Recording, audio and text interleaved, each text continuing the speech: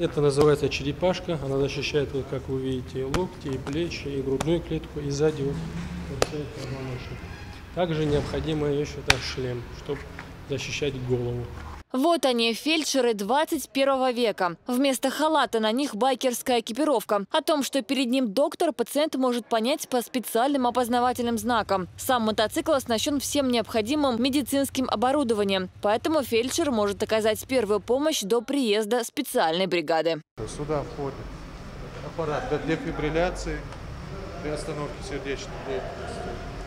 Сюда также входит все необходимое для оказания первой медицинской помощи, плащевые носилки, набор лекарственных средств, все, что необходимо для оказания экстренной помощи. Также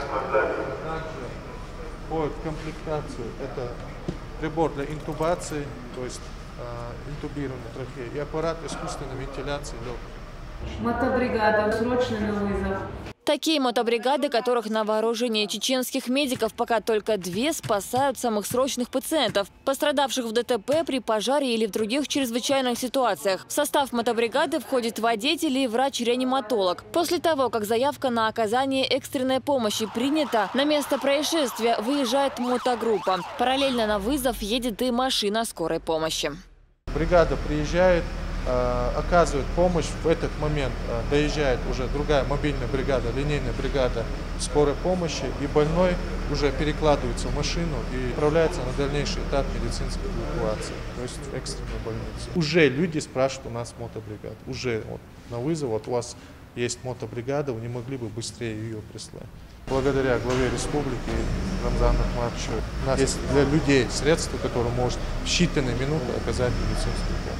По статистике, врачи-мотоциклисты приезжают на 8-10 минут раньше автомобиля, что бывает очень важно в ситуациях, когда счет ведется на секунды. В день таких экстренных вызовов бывает от 5 до 15. Сами врачи признаются, теперь скорая помощь стала действительно скорой. Каждый по-разному реагирует. Некоторые думают, как бы смеются, для чего создали мотоцикл, какая помощь. А многие, да, очень довольны, говорят, что вот сейчас будут быстрее приезжать. При ДТП бывает, люди вокруг собираются, пробки образуются, невозможно будет подъехать скорой. А тут мотобригада может со всех сторон подъехать быстренько. Вся необходимая аппаратура есть для оказания экстренной помощи. Чечня – это второй регион России, который использует мотобригады скорой помощи. Впервые в стране такой опыт был применен в Татарстане. С появлением мотобригад шансов выжить в чрезвычайных ситуациях у пострадавших стало гораздо больше. Оказывать медицинскую помощь мотобригады скорой будут только в теплое время года, с марта по ноябрь.